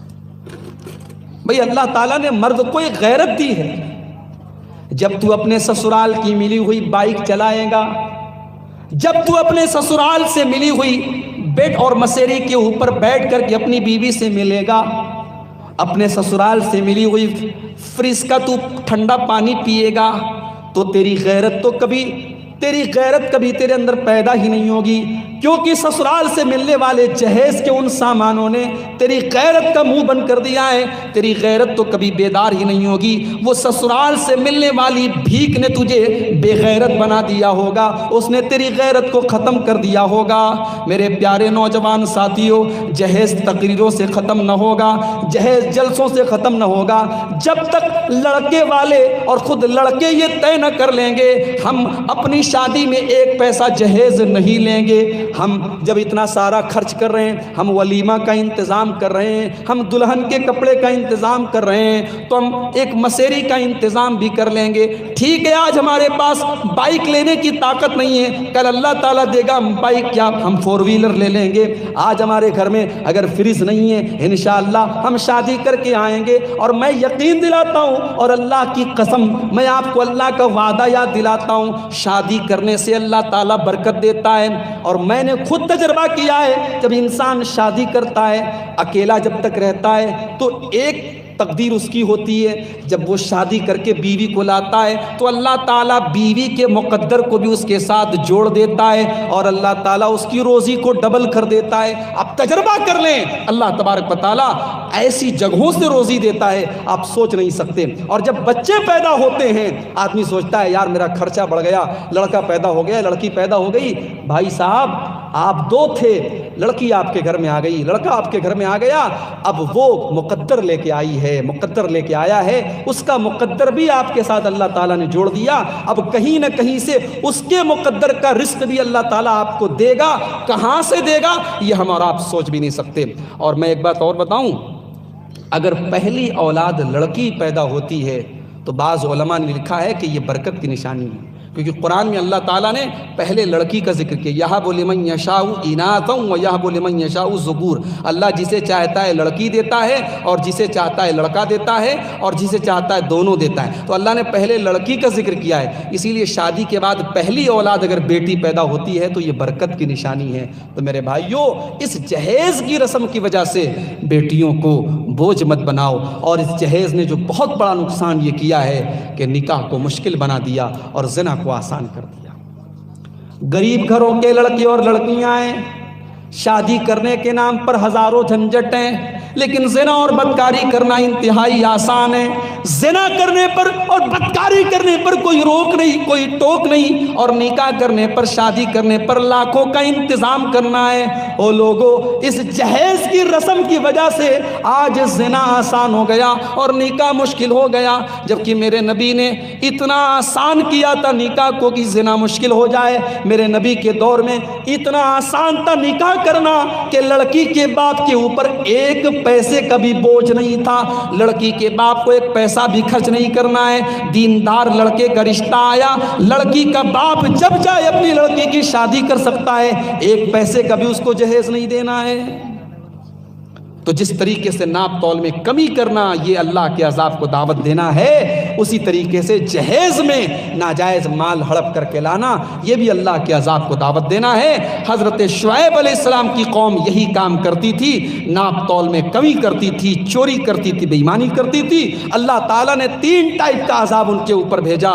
ان کے اوپر آسمان سے زوردار آواز کا بھی عذاب آیا، زلزلہ کا عذاب بھی آیا، اور تیسرا عذاب یہ آیا کہ آسمان پہ بدلیاں چھا جاتی تھی اور ان بدلیوں سے انگارے برستے تھے۔ یہ 3 ٹائپ کے عذاب حضرت شعیب علیہ السلام کی قوم کے اوپر برسائے گئے۔ اور آگے بڑھیے، فرعون کو دیکھیے آپ۔ فرعون جو اتنا بڑا مشرک تھا کہ اپنی قوم سے کہتا تھا میں تمہارا رب ہوں، اور اپنے آگے سجدے کرواتا تھا۔ جب فرعون کے دربار میں حضرت موسیٰ علیہ السلام گئے اور اللہ تعالیٰ کی توحید کا اعلان کیا اور کہا کہ میں اللہ کا رسول ہوں اور تمہارا رب اللہ ہے، تمہارا معبود اللہ ہے، تو فرعون نے اللہ تعالیٰ کا مذاق اڑاتے ہوئے کہا کہ حامان، ارے بھائی میرے لیے ایک محل بنا دو، ایک اونچا سا قلعہ بنا دو، ذرا میں آسمان پہ چڑھ کے دیکھوں موسیٰ کا اللہ کیسا ہے، موسیٰ کا رب کیسا ہے، ذرا میں بھی تو جھانک کے دیکھوں۔ اللہ کا مذاق اڑایا فرعون نے۔ فرعون نے چھوٹے چھوٹے بچوں کو قتل کروایا۔ جب فرعون کے کسی درباری نے یہ فرعون کو بتایا تھا تیری سلطنت میں ایک بچہ پیدا ہوگا جو آگے چل کر کے تجھے ختم کر دے گا، اس ڈر سے فرعون نے اپنے سلطنت کے بنی اسرائیل کے چھوٹے چھوٹے بچوں کو مروا ڈالا۔ جب حضرت موسیٰ کی پیدائش ہوئی تو موسیٰ کی ماں گھبرانے لگی کہ فرعون کا تو آرڈر ہے کہ جس کے گھر میں لڑکا پیدا ہوتا ہے فرعون کے سپاہی آتے ہیں اور بچے کو قتل کر دیتے ہیں، میرا بچہ بھی مار ڈالا جائے گا، میرے بچے کا کیا ہوگا؟ اللہ نے موسیٰ کی ماں کو حکم دیا ہے، موسیٰ کی ماں تو موسیٰ کو ایک صندوق میں رکھ کر کے پانی میں ڈال دے۔ غور کرو میرے پیارے بھائیوں، ایک ماں سے یہ کہا جا رہا ہے، ایک ماں سے یہ کہا جا رہا ہے کہ تو اپنے دودھ پیتے بچے کو، اپنے معصوم بچے کو تو پانی میں ڈال دے۔ لیکن موسیٰ کی ماں کو پتا تھا یہ اللہ کا حکم ہے اور اللہ تعالیٰ ضرور میرے بچے کی رچھا کرے گا، میرے بچے کی حفاظت کرے گا۔ موسیٰ کی ماں نے موسیٰ علیہ السلام کو ایک صندوق میں رکھا اور اللہ کے حکم سے پانی میں ڈال دیا۔ جب پانی میں ڈال رہی تھی موسیٰ علیہ السلام کی ماں تو گھبرا رہی تھی، ان کا دل بے قرار تھا۔ اللہ نے کہا اِنَّا رَادُّوهُ إِلَيْكِ، اے موسیٰ کی ماں تو گھبرانا نہیں، تو ڈرنا نہیں، ہم تیرے بچے کو ضرور تیرے پاس واپس لائیں گے، وَجَعِلُوهُ مِنَ الْمُرْسَلِينَ، اور تیرے بچے کو ہم رسول بھی بنائیں گے، پیغمبر بھی بنائیں گے۔ موسیٰ علیہ السلام کو ان کی ماں نے پانی میں ڈال دیا۔ اب پانی میں وہ صندوق آگے بڑھ رہا ہے اور موسیٰ علیہ السلام کی جو بہن تھی وہ اس صندوق کے پیچھے پیچھے جا رہی کہ دیکھے میرا بھائی کہاں جا رہا ہے۔ اللہ اکبر۔ بھائی بہن کو بھائی سے کتنا پیار ہوتا ہے، بہن بھائی کا رشتہ بھی بڑا پیارا ہوتا ہے۔ جس گھر میں بہن نہ ہو وہ گھر میرے بھائیوں ویران ہے، جس گھر میں بھائی کو بہن کا پیار نہ ملے، بہن کو بھائی کا پیار نہ ملے۔ بہنیں وہ ہوتی ہیں جو بھائیوں کی حفاظت کرتی ہیں، جو بھائیوں کی دیکھ بھال کرتی ہیں۔ حضرت موسیٰ کی بہن پیچھے پیچھے جا رہی، دیکھیں میرا بھائی کہاں جا رہا ہے۔ اب وہ صندوق تیرتے تیرتے تیرتے تیرتے کہاں پہنچا؟ فرعون کے محل کا جو جھروکا تھا، فرعون کے محل کی جو بالکنی تھی، بالکنی سے فرعون کی بیوی جھانک رہی تھی، اس نے دیکھا کہ ندی میں سے ایک خوبصورت بچہ صندوق جا رہا ہے۔ بچہ تو نظر نہیں آ رہا تھا، صندوق بند تھا اوپر سے، اس نے دیکھا صندوق جا رہا ہے۔ اس نے اپنی ایک لونڈی کو بھیجا، جاؤ دیکھو صندوق میں کیا ہے۔ لونڈی جب صندوق لے کر کے آئی تو دیکھا اس کے اندر ایک خوبصورت بچہ ہے۔ فرعون کی بیوی بے اولاد تھی، لاولد تھی، اس کو کوئی بچہ نہیں تھا۔ اس نے موسیٰ علیہ السلام کو سینے سے لگایا، اتنی دیر میں فرعون آ گیا۔ فرعون نے کہا ارے یہ کون ہے؟ کہا کہ یہ مجھے پانی سے ملا ہے، بڑا خوبصورت بچہ ہے، بڑا پیارا بچہ۔ فرعون نے کہا نہیں، اس کو قتل کرنے کا میں آرڈر دے دیتا ہوں، میری سلطنت میں جتنے بچے پیدا ہوں گے میں قتل کرنے کا آرڈر دے دوں گا۔ فرعون کی بیوی نے کہا نہیں نہیں، دیکھو کتنا پیارا ہے، یہ کتنا سونا ہے، لا تقتلوہ، اے میرے سرتاج، اے میرے شوہر، اس بچے کو قتل مت کرواؤ۔ عسیٰ ان ینفعنا، دیکھو یہ بچہ ہمارے کام کا ہے، او ان نتخذہ ولدا، اس کو ہم اپنا بچہ بنا لیں گے، اس کو پال لیں گے، اس کی پرورش کر لیں گے، یہ ہمارا بیٹا بن جائے گا، ہمیں ماں کی طرح اور آپ کو باپ کی طرح پیار کرے گا، اس بچے کو قتل مت کرواؤ۔ میرے پیارے بھائیوں، فرعون بہت بڑا ظالم تھا، فرعون کسی کی نہیں سنتا تھا، مگر اللہ تعالیٰ نے فرعون جیسے ظالم کے دل میں بیوی کی محبت رکھی تھی۔ فرعون جیسا ظالم بھی اپنی بیوی کی بات مان گیا، اس نے کہا ٹھیک ہے چلو تم کہتی ہو تو اس بچے کو میں کوئی نقصان نہیں پہنچاؤں گا۔ آج کتنے لوگ ہیں جو فرعون سے بھی بڑے ظالم ہیں، جو بیوی سے پیار بھی نہیں کرتے، جو بیوی کو کبھی محبت کی نظر سے نہیں دیکھتے، جو بیوی کی جائز فرمائشوں کو بھی نہیں مانتے۔ بھائی ناجائز فرمائشیں آپ نہ مانیں، بیویوں کی غلط باتیں نہ مانیں، لیکن بیویاں اگر کوئی جائز فرمائش کر رہی ہیں، آپ اپنے لیے بہترین شیروانی کے کپڑے لا رہے ہیں، اپنے لیے بہترین سفاری سوٹ لا رہے ہیں، بیچاری گرمی کا موسم آیا ہے، آپ سے بار بار کہہ رہی ہے مجھے فلاں کاٹن کا سوٹ دلا دو، اور آپ کہہ رہے ہیں ارے بیگم مت پوچھو میری سیلری بہت کم ہے، یہ ہے وہ ہے، بہانے کر رہے ہیں آپ۔ بھائی صاحب فرعون سے بڑے ظالم نہ بنے آپ، فرعون سے بڑے ظالم نہ بنے، فرعون بھی اپنی بیوی کی بات مان رہا ہے۔ اور ایک سبق اور ملا کہ عورت اگر چاہے، اللہ تعالیٰ نے عورت کو جذبات کی ایسی طاقت دی ہے، فرعون جیسے ظالم سے بھی یہ عورت اپنی بات منوا سکتی ہے۔ اگر آپ کا شوہر سگریٹ پیتا ہے، آپ ٹھان لیں مجھے اپنے شوہر کی سگریٹ چھڑانی ہے، مجھے اپنے شوہر کی شراب چھڑانی ہے، مجھے اپنے شوہر کو فجر کی نماز کا پابند بنانا ہے، تو میری ماؤں اور بہنوں آپ بنا لیں گی۔ اللہ تعالیٰ نے آپ کو وہ طاقت دی ہے۔ فرعون جیسے ظالم کی بیوی نے بھی فرعون سے اپنی بات منوا لی، کہا کہ چلو اس بچے کو ہم پال لیتے ہیں، اور اللہ تعالیٰ نے اسی بچے کو آگے چل کر کے جب وہ موسیٰ علیہ السلام بنے اور اللہ نے ان کو رسول بنایا، اور انہوں نے فرعون کے دربار میں جب اپنے رسول ہونے کا اقرار کیا تو فرعون مذاق اڑا رہا ہے اور موسیٰ علیہ السلام سے کہہ رہا ہے کہ میں تمہیں رسول نہیں مانتا، تمہیں جھوٹا مانتا ہوں۔ پھر ایک دن ایسا آیا کہ حضرت موسیٰ علیہ السلام بنی اسرائیل کو لے کر کے وہاں سے مصر سے جانے لگے۔ اللہ کی طرف سے حکم دیا گیا کہ موسیٰ بنی اسرائیل کو لے کر کے مصر سے نکل جاؤ۔ جب موسیٰ علیہ السلام بنی اسرائیل کو لے کر کے نکلنے لگے تو فرعون کو پتہ چلا کہ موسیٰ علیہ السلام بنی اسرائیل کو لے کر کے نکل رہے ہیں۔ فرعون نے بہت بڑا لشکر تیار کروایا اور پیچھا کرنے لگا حضرت موسیٰ علیہ السلام کا۔ جب فرعون پیچھا کرنے لگا، راستے میں دریائے قلزم پڑ گیا۔ بالکل دریا کے قریب جب موسیٰ علیہ السلام پہنچ گئے، پیچھے فرعون کا لشکر ہے، سامنے دریائے قلزم ہے۔ حضرت موسیٰ کی قوم کے لوگ گھبرا گئے اور کہنے لگے اے موسیٰ اب ہمیں کون بچائے گا؟ پیچھے دیکھو فرعون ہے اور آگے تو پانی ہے، اب ہم کہاں جائیں گے؟ انا لمدرکون، اب تو ہم گرفتار ہو جائیں گے، اب تو ہم پکڑ لیے جائیں گے، اب ہمیں کوئی بچانے والا نہیں ہے۔ جیسے آج کے دور میں ہندوستان میں بھارت کا مسلمان یہ سوچتا ہے کہ اب ہمیں کون بچائے گا، اب ہمارا کون پرسان حال ہے؟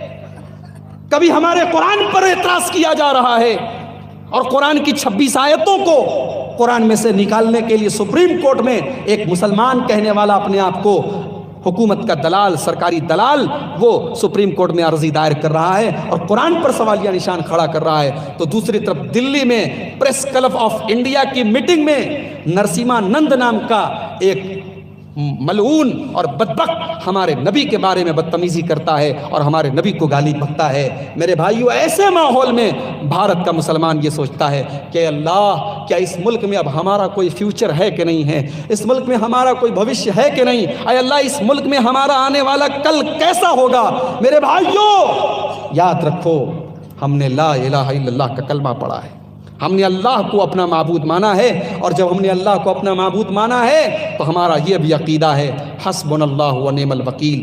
اگر ہم اللہ والے بن جائیں، اگر اللہ کی توحید پر قائم ہو جائیں، اگر اللہ کے دین پر چلنے والے بن جائیں، رب کعبہ کی قسم دنیا کی کوئی طاقت ہمارا کچھ نہیں بگاڑ سکتی۔ بڑے سے بڑا ظالم آ جائے، بڑے سے بڑا جابر آ جائے، وہ ہمارا کچھ نہیں بگاڑ سکتا۔ موسیٰ علیہ السلام، پیچھے فرعون ہے، سامنے دریا ہے، موسیٰ علیہ السلام کی قوم پریشان ہے، کہہ رہے موسیٰ ہم کہاں جائیں گے؟ موسیٰ علیہ السلام جواب دیتے ہیں کلا ان معی ربی سیہدین، اے میری قوم کے لوگوں ڈرو نہیں، اللہ ہمارے ساتھ ہے، اللہ ہمارے ساتھ ہے، اور اللہ تعالیٰ ضرور کوئی نہ کوئی راستہ نکالے گا۔ اے میری قوم کے لوگوں ہم پریشان ہونے کی ضرورت نہیں، اللہ تعالیٰ ضرور کوئی نہ کوئی راستہ نکالے گا۔ اللہ نے حکم دیا اے موسیٰ ذرا اپنی لاٹھی کو تم دریا کے اوپر مار دو۔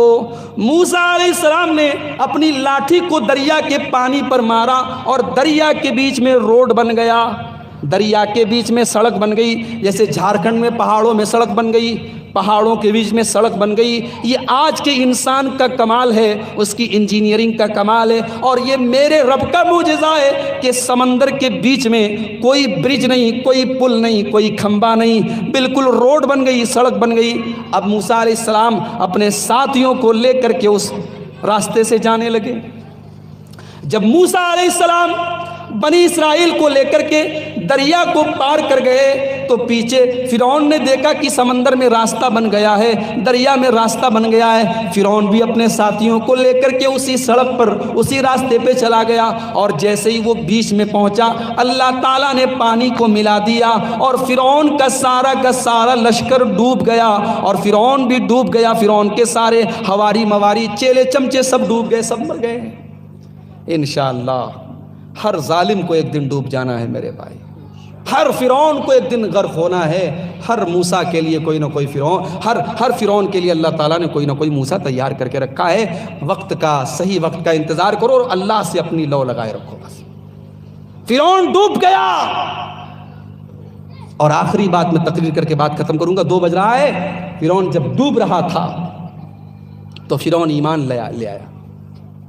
آپ حیرت کریں گے، فرعون اتنا بڑا ظالم تھا، اللہ کا مذاق اڑاتا تھا، اپنے آپ کو رب کہتا تھا، لیکن جب فرعون ڈوبنے لگا کہنے لگا آمنتو بالذی آمنت بہ بنو اسرائیل، میں اللہ کے اوپر ایمان لاتا ہوں، میں بنی اسرائیل کے رب کے اوپر ایمان لاتا ہوں۔ اللہ نے فرمایا آلآن، اے فرعون تو اب جا کر کے ایمان لایا ہے، وَقَدْ عَصَيْتَ مِن قَبْلُ، ساری زندگی تو تیری نافرمانیوں میں گزری ہے، اب مرنے کے ٹائم تو ایمان لایا ہے، مرنے کے ٹائم تیری توبہ ہم قبول نہیں کریں گے۔ پتہ یہ چلا کہ اللہ کا عذاب دیکھنے کے بعد اللہ توبہ قبول نہیں کرتا ہے۔ میرے پیارے بھائیوں، کورونا کا دور چل رہا ہے، کس کے گھر میں کب موت کی دستک آ جائے اور کب کس کا کون دنیا سے چلا جائے کوئی گارنٹی نہیں ہے۔ اس کے پہلے کہ اللہ کا عذاب ہم اپنی آنکھوں کے سامنے دیکھ لیں، ہم ایمان لے آئیں، ہم توبہ کر لیں، ہم سدھر جائیں، ہم اپنی اصلاح کر لیں، ہم وہ کام نہ کریں جو فرعون نے کیا تھا۔ فرعون کی توبہ کو اللہ تعالیٰ نے قبول نہیں کیا، اور جب فرعون ڈوب گیا، فرعون ختم ہو گیا، تو فرعون جو بڑے بڑے محل چھوڑ کر کے گیا تھا، اللہ نے فرمایا کم ترکوا من جنات وعیون وزروع ومقام کریم ونعمت کانوا فیہا فاکہین۔ ذرا دیکھو تو صحیح، فرعون کتنے بڑے بڑے محل چھوڑ کر کے گیا ہے، کتنے بڑے بڑے باغات چھوڑ کے گیا ہے، کتنی بڑی بڑی کھیتیاں چھوڑ کر کے گیا ہے۔ کذالک وأورثناہا قوما آخرین، لیکن آج ان محلوں میں کوئی رہنے والا نہیں، ان پھلوں کو کوئی کھانے والا نہیں، ان کھیتیوں سے کوئی فائدہ اٹھانے والا نہیں۔ آج فرعون چلا گیا، فرعون ڈوب گیا، اور فرعون کے جانے کے بعد دوسرے ان محلوں کے مالک بن گئے۔ میرے بھائیوں، یہی دنیا کی حقیقت ہے، مکان ہم بناتے ہیں، رہتا کوئی اور ہے، دولت ہم اکٹھا کرتے ہیں، فائدہ کوئی اور اٹھاتا ہے۔ ہم جس مال کو کمانے کے لیے حلال حرام جائز ناجائز سب بھول جاتے ہیں، یہ مال مرنے کے بعد ہمارے کوئی کام نہیں آتا، قبر میں کوئی کام نہیں آتا، منکر نکیر کے جواب میں کوئی کام نہیں آتا، کل قیامت کے دن کوئی کام نہیں آئے گا، جنت جہنم سے بچانے میں کوئی کام نہیں آئے گا، جنت میں لے جانے کے لیے کوئی کام نہیں آئے گا۔ اس مال کو اگر اپنے کام میں لانا ہے صحیح جگہوں پر خرچ کرو اور حلال طریقے سے مال کماؤ۔ میرے بھائیوں، فرعون کا مال اور فرعون کی پراپرٹی اس کے کوئی کام نہیں آئی۔ تو یہ اللہ تبارک و تعالیٰ نے مختلف قوموں کا ذکر کیا قرآن میں کہ ان قوموں نے کون کون سے گناہ کیے اور ان کے اوپر اللہ تعالیٰ کا کیا عذاب آیا۔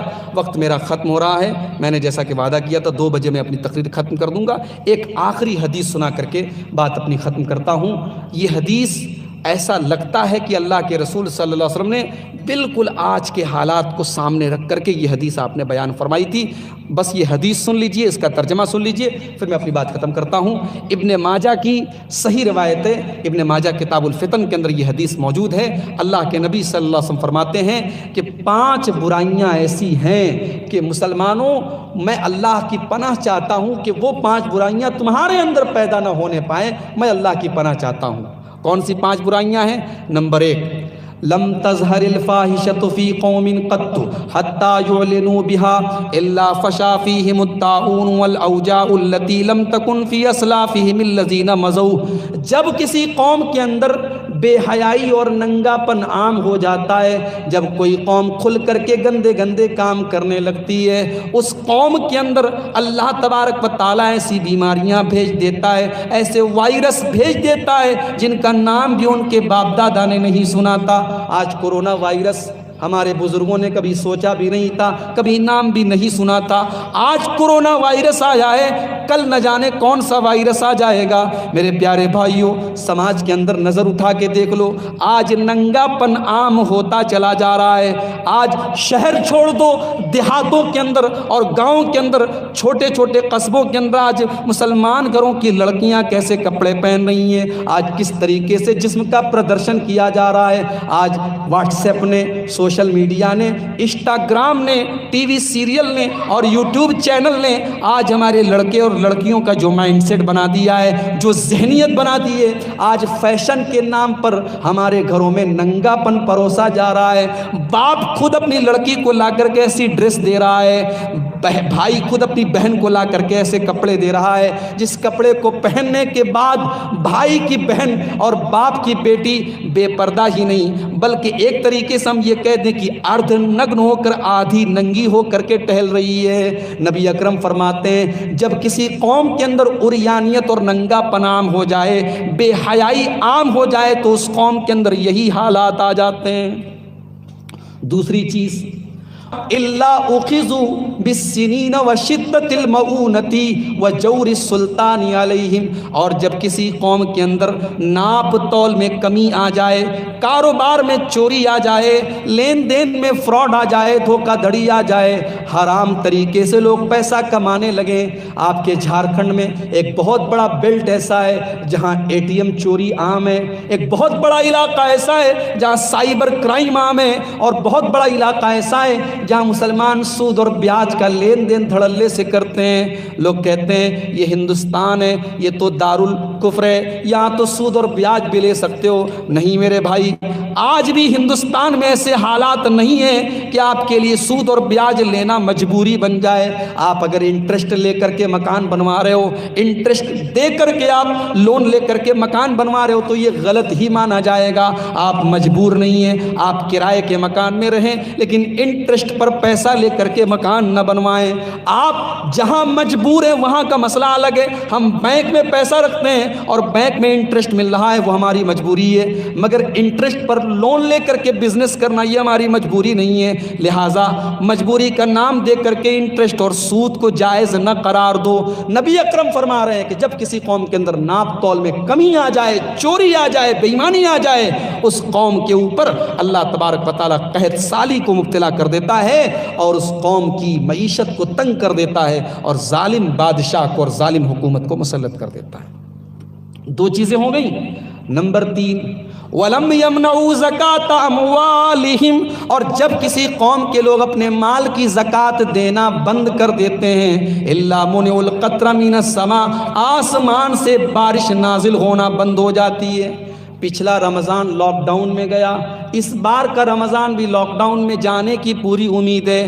چھوٹے چھوٹے مدرسے جہاں زکوٰۃ کی رقم سے بچے پڑھتے ہیں اور ٹیچروں کو تنخواہیں دی جاتی ہیں، آج ہندوستان کے لاکھوں چھوٹے چھوٹے مدرسے بند ہونے کی کگار پہ آ گئے ہیں۔ میرے پیارے بھائیوں، آپ اپنے مال کی جو بھی زکوٰۃ نکالتے ہیں، کوشش کریں کہ جس مدرسے کو، جس ادارے کو آپ وہ زکوٰۃ دیا کرتے تھے، کسی بھی طریقے سے وہ زکوٰۃ ان تک پہنچانے کی کوشش کریں۔ اللہ کی قسم، یہ مدرسے، یہ دین کے ادارے، یہ ہمارے دین کے قلعے ہیں۔ اگر ہم نے اپنی زکوٰۃ اور امداد دینا بند کر دیا اور یہ ادارے بند ہو گئے تو کل ہم اس ہندوستان میں اسلام کے اوپر چلنا ہمارا مشکل ہو جائے گا اور اسلام کا جاننا ہمارے لیے مشکل ہو جائے گا۔ اپنے مال کی صحیح زکوٰۃ نکالو۔ اگر آپ صحیح زکوٰۃ نہیں نکالیں گے، الا منع القطر من السماء، آسمان سے بارش نازل ہونا بند ہو جائے گی۔ اور اللہ کے نبی کہتے ہیں کہ اگر یہ معصوم بے زبان جانور نہ ہوتے تو اللہ تعالیٰ زمین پر ایک قطرہ پانی نہ برساتا۔ تین چیزیں ہو گئیں۔ نمبر 4، وَلَمْ يَنْقُضُوا عَهْدَ اللَّهِ وَعَهْدَ رَسُولِهِ، اور جب کوئی قوم اللہ تعالیٰ سے وعدہ کر کے وعدہ توڑ دیتی ہے اور رسول سے وعدہ کر کے وعدہ توڑ دیتی ہے تو اس قوم کا کیا حال ہوتا ہے؟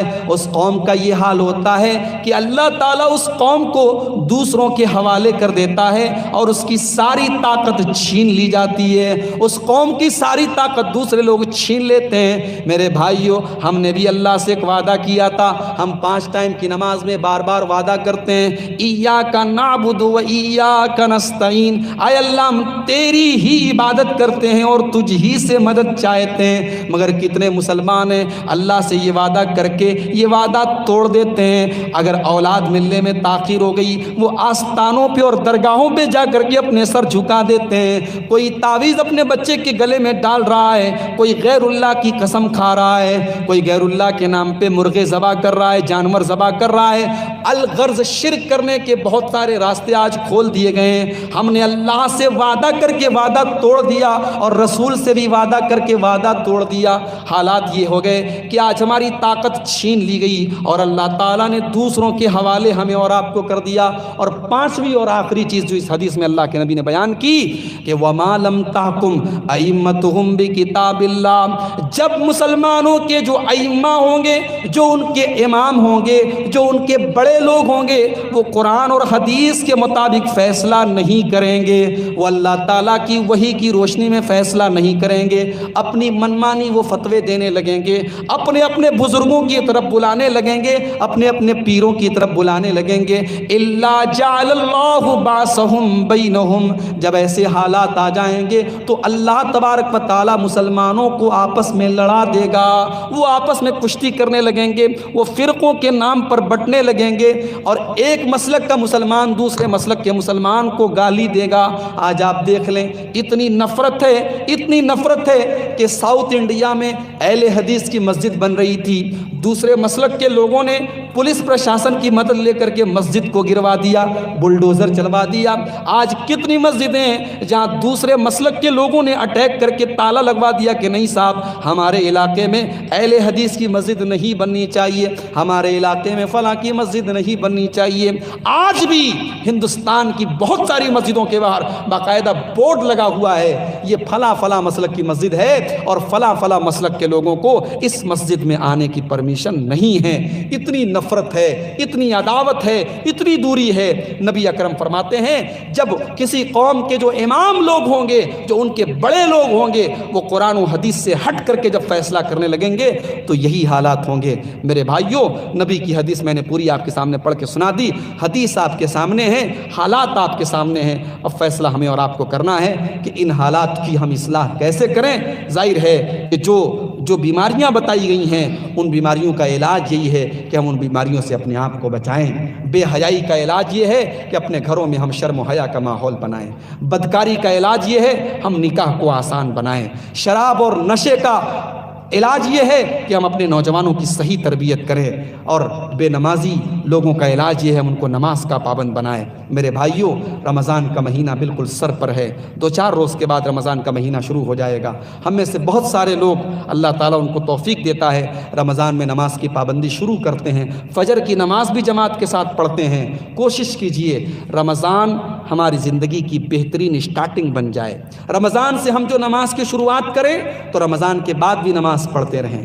رمضان میں سگریٹ چھوٹ جائے تو باقی 11 مہینے بھی سگریٹ کو ہاتھ نہ لگائیں۔ رمضان میں دارو چھوٹ جائے تو باقی سال کے 11 مہینے شراب کو ہاتھ نہ لگائیں۔ رمضان میں گندے کام چھوڑ دیں تو باقی 11 مہینے بھی گندے کاموں سے دور رہیں۔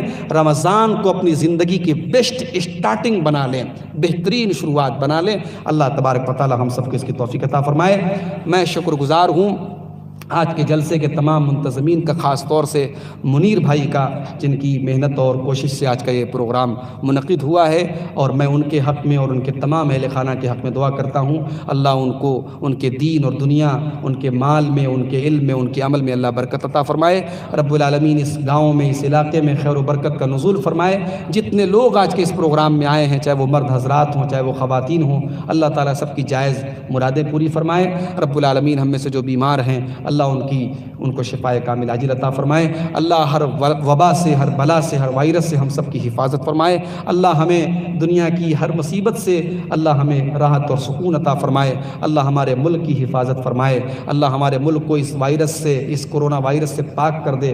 رب العالمین ہماری مسجدوں کی جو رونق پچھلے رمضان میں ختم ہو گئی تھی، اللہ کرے کہ ایسا اس بار نہ ہو، اور رمضان میں مسجدیں آباد رہیں، مسجدیں کھلی رہیں۔ اللہ تعالیٰ توفیق دے کہ رمضان پوری خیر و برکت کے ساتھ ہم پر نازل ہو۔ رب العالمین ہماری جو ٹوٹی پھوٹی نیکیاں ہیں ان کو قبول فرمائے۔ رب العالمین ہمیں حرام کمائی سے بچنے کی توفیق دے۔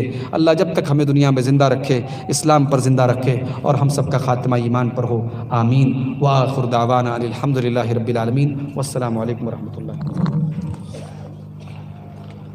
ماشاء اللہ، جزاک اللہ، شیخ محترم نے بڑی بہترین انداز میں اور مزید انداز میں الحمدللہ لوگوں کو کتاب و سنت کی روشنی میں اور قرآن مجید کی حوالہ جات سے پچھلے قوموں کے واقعات کو پیش فرمایا اور دل دہلا دینے والی باتیں رکھی۔ اللہ تعالیٰ ہم سبوں کو عمل کی توفیق دے۔